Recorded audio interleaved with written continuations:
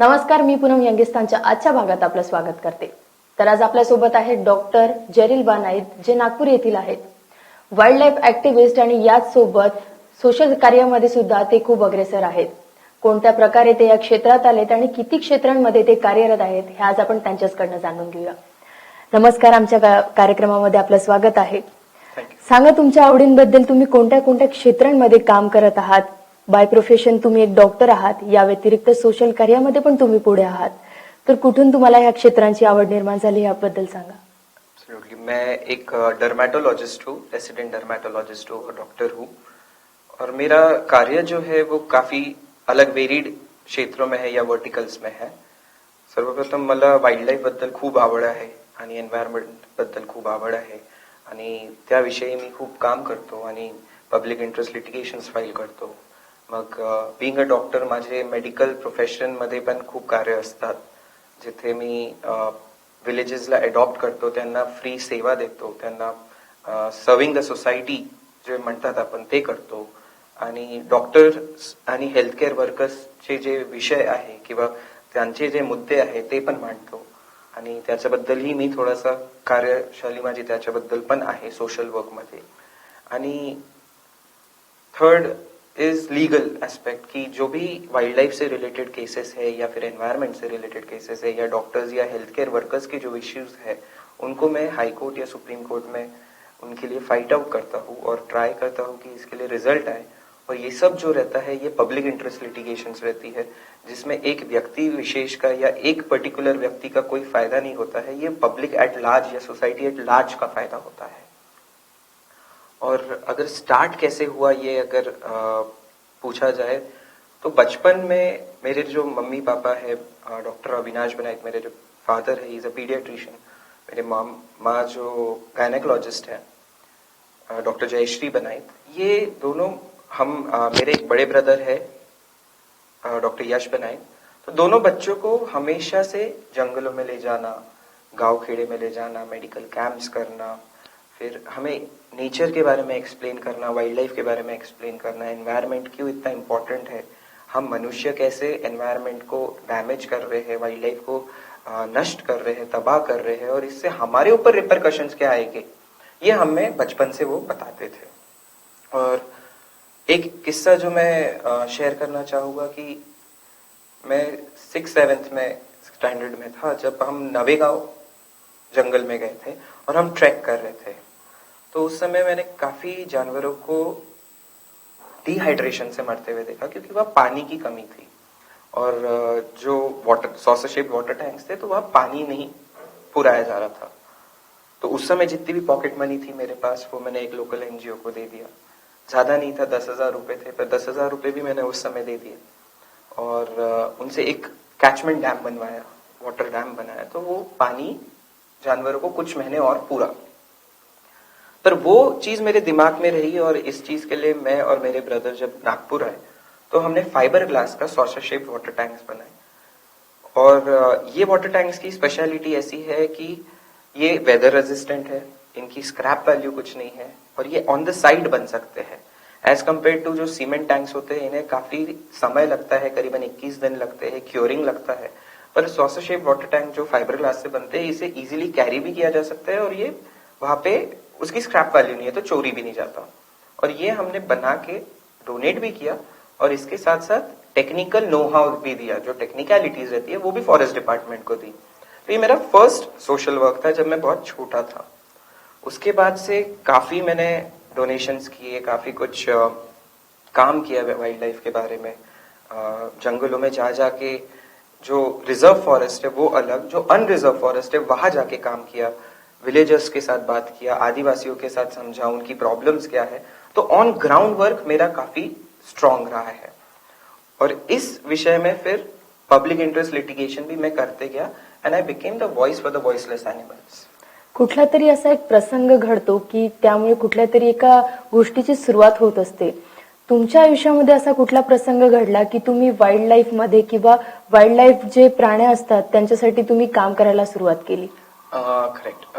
माधवराव डोंगरवार म्हणून एक आपले विदर्भाचे हंटर होते. जैसे जिम कॉर्बेट नॉर्थ इंडिया में बहुत फेमस है, उसी तरीके से माधवराव डोंगरवाजी विदर्भ के हंटर थे जिन्होंने करीबन 65 टाइगर्स मारे थे या 105 लेपर्ड्स मारे थे, and he became a conservationist after that. जैसे जिम कॉर्बेट भी हंटर होके एक कंजर्वेशनिस्ट बने, वैसे ही माधवराव डोंगरवाजी भी एक कंजर्वेशनिस्ट बने। और मुझे ये मौका मिला कि मैं उनसे बात कर सकूं जब मैं बहुत छोटा था, and he was quite old. तो उन्होंने मुझे जिस तरीके से इंस्पिरेशनल चीजें बताई अबाउट वाइल्ड लाइफ और शेरों के बारे में बताया, कि ये भी बताया मुझे कि एक जंगल में शेर की भी उतनी ही इंपॉर्टेंस है जितनी एक चींटी की होती है। उन्हें हर एक जानवर के बारे में एक कुछ ऐसा पिक्यूलियर चीज बताई मुझे, जिसके कारण मुझे एक जानियो मिली कि जंगल में जानवर होना इंसान के सर्वाइवल के लिए बहुत इंपॉर्टेंट है। तो ये चीज मुझे काफी इंस्पायर की गई और उस विषय में मुझे और इंटरेस्ट बढ़ा और मैं उस बारे में काम करना शुरू किया। कुठलं तरी एक असं होतं की म्हणजे आता तुमचं वाईल्ड लाईफ जी ऍक्टिव्हिटीज आहेत ते आणि तुमचं एक वैद्यकीय क्षेत्र यामध्ये बरंचसं अंतर आहे, तर दोन्ही क्षेत्रांमध्ये वावरताना, दोन्ही क्षेत्रांमध्ये काम करताना काय अनुभव जाणवतात तुम्हाला? बघा, हे दोन्ही क्षेत्र किंवा verticals are very different but they are interconnected. जेव्हा आपण डॉक्टरला बघतो, आपण त्याची एक कर्तव्य असतं की त्याला सेवाभाव राहिली पाहिजे आणि मोर दॅन एनिथिंग ह्युमॅनिटी असावीच पाहिजे सर्वांना, पण डॉक्टरला थोडं जास्तच पाहिजे, कारण की त्याला कोणाचे दुःख पण समजून घ्यावं लागतं, त्याला सेवा पण द्यावी लागते। आणि हे सिमिलर वाईल्ड लाईफ बद्दल पण आहे की जर काही तुमच्यामध्ये ह्युमॅनिटी आहे, जर काही तुमच्यामध्ये एक संवेदनशीलता आहे, तर तुम्ही ॲनिमल्स बद्दल पण थोडेसे स्नेहपूर्वक तुम्ही काम करता आणि ते खूप इम्पॉर्टंट आहे। जर काही फॉरेस्ट राहील, जर काही वाईल्ड लाईफ राहील, तर आपल्याला नदीमध्ये पाणी राहील, आपल्याला फ्रेश एअर भेटेल आणि हे सर्व ह्युमन सर्वायवलला खूप इम्पॉर्टंट आहे। वैद्यकीय क्षेत्रामध्ये काम करत असताना नेमकं असं कधी काही घडलं आहे का, किंवा ह्या कोरोना काळामध्ये असं काही झालं आहे का की तुम्हाला वैद्यकीय क्षेत्रामध्ये कार्यरत असताना सुद्धा सोशल वर्क करण्याची काहीतरी संधी मिळाली आणि ते तुम्ही खूप चांगल्या प्रकारे केलेलं आहे? हो, माझे जे मोठे भाऊ आहे डॉक्टर यश बनाईत, हे मुंबई इंटरनॅशनल एअरपोर्टला काम करत होते as a medical officer, and he was in charge of all the incoming passengers. त्यांना कोरोनाचे काही लक्षण आहे का, त्यांना खोकला आहे का, त्यांना ताप आहे का, हे ते सर्व स्क्रीनिंग करत होते, and he was leading a team of almost 18 to 20 doctors. और उस समय जस्ट वायरस का आउटब्रेक हुआ था and we did not have any protocols from the government, हमें पीपीई किट्स नहीं थी, और जो भी था फोकस चल रहा था मुंबई, दिल्ली या पुणे या मेट्रोपॉलिटन सिटीज में। तो ये विषय मुझे बहुत ट्रिकिंग हुआ कि हम डॉक्टर्स को कोई भी पीपीई किट्स या कोई भी प्रोटेक्शन या कोई भी प्रोटोकॉल क्यों नहीं है। तो मैंने यश भैया से भी काफी बात किया इस बारे में, काफी और डॉक्टरों से बात किया, तो मुझे यही समझ में आया कि जो वायरस है ये सिर्फ मेट्रोपॉलिटन स्टेट्स में ही नहीं लिमिटेड रहेगा, और इसका अगर आउटब्रेक इंडिया में हुआ तो ये पूरे शहरों में जाएगा, पूरे गांव में जाएगा, जिलों में जाएगा, तालुका में जाएगा। तो हमें इसके लिए पीपीई किट्स, जो हमारी एम्यूनेशन है, अगर एक सोल्जर को आप वॉर के लिए भेजते हैं तो उसके पास गन्स एंड एम्यूनेशन होने चाहिए, तो एक डॉक्टर के पास एम्यूनेशन क्या है, तो वो है PPE kits, face shield, mask, gown. ये भी अगर अवेलेबल नहीं रहती है तो डॉक्टर्स को बहुत तकलीफ होगी और पूरा हेल्थ केयर सिस्टम कोलैप्स हो जाएगा, और हेल्थ केयर सिस्टम अगर कोलैप्स होता है तो इंडियन सिटीजन्स को बहुत दिक्कत होगी और पूरा इकोनॉमी विल हैव प्रॉब्लम्स। तो मैंने यश भैया का देखते हुए, उनसे इंस्पिरेशन लेते हुए, आई filed a public interest litigation on behalf of not just doctors but nurses, ward boys, all health care workers. और ये चीज मैंने माननीय सुप्रीम कोर्ट में दाखिल करने की कोशिश की, क्योंकि ये जो एस्पेक्ट है ये पूरे हिंदुस्तान भर में है, सिर्फ एक पर्टिकुलर ज्यूरिसडिक्शन नहीं है। तो उस समय लॉकडाउन हो गया था और फिजिकली केस को मूव करना बहुत डिफिकल्ट था, तो मैंने ट्राई किया कि मैं पोस्टली सेंड करूं ये पिटीशन, तो ट्रांसपोर्टेशन बंद होने के कारण पोस्टली भी सेंड करना मुश्किल था। ऐसे करते करते काफी मशक्कत हुई, बहुत सारे सीनियर लॉयर्स ने मुझे बहुत हेल्प किया है, जैसे माननीय श्री आनंद ग्रोवर जी, इन्होंने मेरी केस ली, और फर्स्ट वर्चुअल जो केस फाइलिंग हुई उसमें से एक केस मेरी भी थी। और I would like to thank the Honorable Supreme Court of India to take cognizance of this such a difficult and tricky situation and give such a wonderful judgment. और उनने ये जजमेंट दिया कि हर 28 स्टेट्स में पीपीई किट्स जल्दी से जल्दी provide की जाए सब डॉक्टर्स को, और सिर्फ मेट्रोपॉलिटन सिटीज में नहीं पर टीयर 1, टीयर 2, टीयर 3 सिटीज में भी इसको प्रोवाइड किया जाए. जो मेरी प्रेयर थी वो अप्रूव की गई. सेकेंडली कि इसका एक्सपोर्ट बंद किया जाए, इंपोर्ट से ज्यादा जो लोकल मैन्युफैक्चरर्स है उनको बूस्टअप किया जाए और जल्द से जल्द पूरी पीपी किट्स प्रोवाइड की जाए. सिमिलरली एक और केस थी कि जो डॉक्टर्स है जो स्क्रीनिंग के लिए सोसाइटी में जा रहे थे उन पे काफी हमले हो रहे थे. कुछ ग्रुप्स कोई पथराव कर दे रहा था, कोई कुछ कर दे रहा था, तो इन्हें पुलिस प्रोटेक्शन की बहुत जरूरत थी. तो वो भी केस मान्य हुई. उसके बाद माननीय राष्ट्रपति जी ने, हिंदुस्तान के राष्ट्रपति जी ने एक ऑर्डिनेंस को पास किया एपिडेमिक एक्ट ऑफ 1897 में कि जितने भी डॉक्टर्स है जो स्क्रीनिंग के लिए जा रहे हैं इन्हें पुलिस प्रोटेक्शन दिया जाए. तो ये भी बहुत अच्छी जजमेंट्स आए जिसके कारण पूरे मेडिकल फ्रेटर्निटी को काफी हेल्प हुई. और बिकॉज ऑफ मेडिकल फ्रेटर्निटी लाखों लोगों को इसकी या करोड़ों लोगों को इसके कारण बहुत ज्यादा सहूलियत हुई. क्योंकि अगर आप एक डॉक्टर को निकाल देते तो उसके कारण कितने बहुत सारे पेशेंट्स भी अफेक्ट होते हैं. तो इस तरीके की मेरी काफी सुप्रीम कोर्ट में जो केसेस हुई पब्लिक इंटरेस्ट लिटिगेशन की जिसमें मुझे अच्छा रिझल्ट मिला आहे. लोकांच्या सेवेसाठी तुम्ही सुप्रीम कोर्टापर्यंत गेला आहात ही नक्कीच आनंदाची बाब आहे. तर एक वेगळी अजून एक गोष्ट आपण तुमच्याकडनं जाणून घेऊया. वाईल्ड लाईफ ऍक्टिव्हिटीज मध्ये जेव्हा तुम्ही कार्य करत आहात तर असे काही प्रसंग आले असतील की तुम्हाला अनुभवलं किंवा काही वेगळं करण्याची संधी मिळाली असेल किंवा कुठल्या प्राण्यांसाठी किंवा व्यक्तींसाठी काम करण्याची संधी मिळाली असेल. कोणते असे प्रसंग होते किंवा अशा वेळेला काहीतरी एक वेगळं घडलं की धमकीसारख्या गोष्टी घडल्या असतील किंवा काहीतरी विचित्र सारखे प्रसंग आले असतील तर त्याबद्दल सांगा. मी वाइल्ड लाइफ मध्ये काफी काम किया है मैंने. I have worked a lot in wild life. Main कुछ पब्लिक इंटरेस्ट लिटिगेशन के बारे में अगर मैं आपसे बात करना चाहूँ तो एक टायग्रेस T27C1 किस्मत म्हणून मी तिला किस्मत नाव दिलं होतं. ते किस्मतला साइड ऑर्डर दिले होते आणि ते मी चॅलेंज केलं आणि I became the voice for the voiceless. कारण की एक वाघीण आपली केस नाही लढू शकत तर आपल्याला तिची व्हॉइस बनून हायकोर्टमध्ये जावं लागतं. तर तिच्यावर 3 शूटेड साइड ऑर्डर दिले होते. I challenged all 3 of them and unfortunately उसकी मिस्टीरियसली इलेक्ट्रिक्यूशन से डेथ हो गई.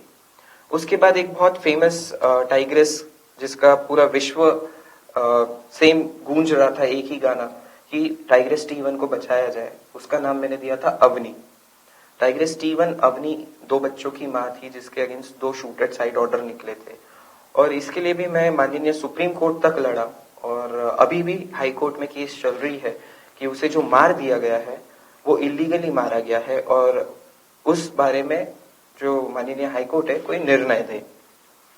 और इस टाइग्रेस अवनी के लिए मैं सिर्फ सुप्रीम कोर्ट तक नहीं लड़ा पर with help of social media and with help of public support हमने एक ग्लोबल प्रोटेस्ट ऑर्गेनाइज किया था जो एक ही दिन करीबन 33 सिटीज में हुआ, 11 कंट्रीज में हुआ और 5 कॉन्टिनेंट्स में एक साथ हुआ, जिसका थीम सिर्फ एक ही था कि गिव जस्टिस फॉर अवनी. तो इस दौरान मैंने काफी अनुभव आए.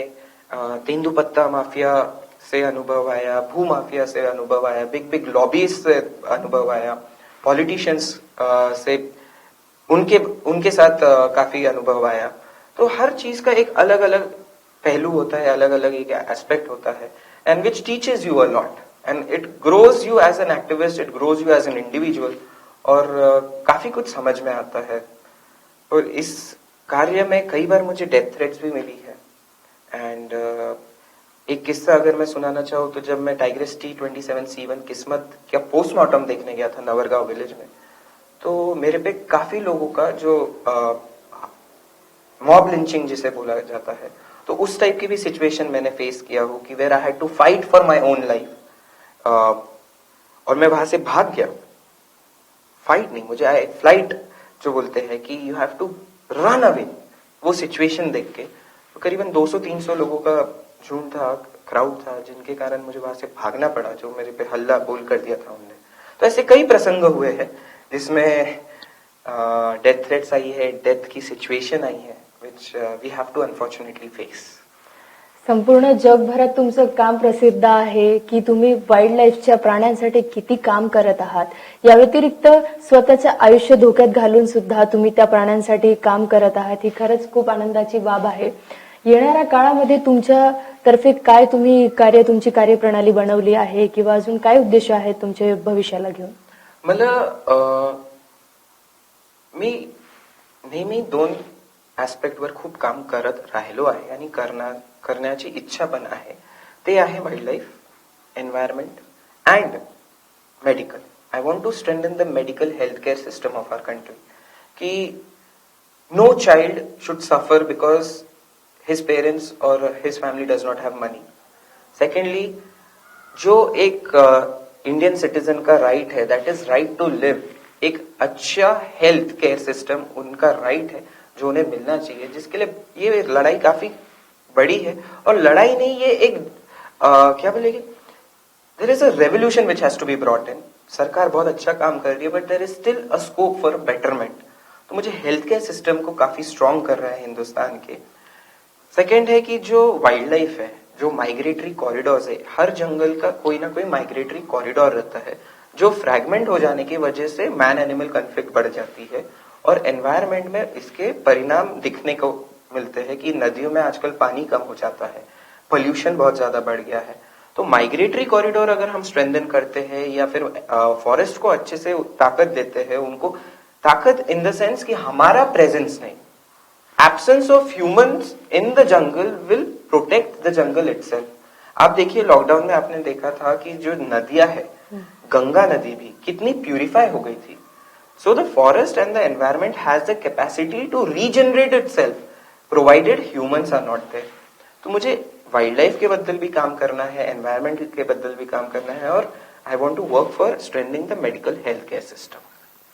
सध्या तुम्ही एवढ्या क्षेत्रांमध्ये काम केल्यानंतर तुम्हाला असं काय वाटतं की तुमच्या वैयक्तिक एक्सपिरियन्सवरनं तुम्ही येणाऱ्या पिढीला किंवा येणाऱ्या जनतेला तुम्ही काय संदेश देऊ इच्छिता? See, the young generation has the maximum capacity to bring a change, but the change has to be brought in yourself first. और हमें ये नहीं करना चाहिए कि ब्लेमिंग एटीट्यूड नहीं होना चाहिए कि सरकार मेरे लिए कुछ नहीं कर रही, ये पर्टिकुलर व्यक्ति मेरे लिए कुछ नहीं कर रहा, मेरी सड़कें खराब है, मेरा इंफ्रास्ट्रक्चर नहीं है, मुझे जॉब नहीं है. आप क्या कर सकते हैं सोसाइटी के लिए, what you can do for your nation, पहले वो सोच बदल के अगर अपन जब चलने लगते हैं तो वी ब्रिंग अ चेंज. आप देखिए most of the political leaders या the people who have brought a revolution in the world, आप हिस्ट्री को पढ़ लीजिए, उन्होंने लोगों को नहीं चेंज किया, उन खुद चेंज होके they became an example for others to follow them. तो हमें जो कार्य करना है सबके साथ करना है, सबके विचारधारा को बदलना है, हिंदुस्तान को एक विश्व के स्तर पे लाना है कि हमें बहुत गर्व से लोग देखें और हम जैसा बनना चाहे. तो I would like to become a citizen of India which people appreciate that yes he is an ideal citizen. और वो करने के लिए मैं खुद में चेंज लाना चाहता हूँ और मैं इंस्पायर करना चाहता हूँ कि लोग भी उस तरीके से आगे बढ़े, काम करे, सिर्फ अपना प्रोफेशन नहीं पर थोड़ा सोशल वर्क भी करे. So every parents should teach their children to devote and dedicate at least a few hours of the week for social causes, for something which will not benefit you. और जो आनंद या जो सेटिस्फैक्शन आपको तब मिलेगा, that will grow you as an individual and your personality will grow. तो यही है जो एक यंग जनरेशन को या यंग हिंदुस्तान को या यंगिस्तान को करना चाहिए आगे. तर यंगिस्तानच्या आजच्या भागात आपल्यासोबत होते डॉक्टर जेरिल बा नाईक, जे वन्यजीव प्रेमी आहेत आणि या व्यतिरिक्त सोशल कार्यामध्ये पण ते खूप अग्रेसर आहेत. तर या विचारांसोबत ते येणाऱ्या पिढीला असे संदेश देऊ इच्छिता. तर यंगिस्तानच्या भेटूया पुढील भागात. तोपर्यंत बघत राहा शंखनाद आवाज सत्याचा.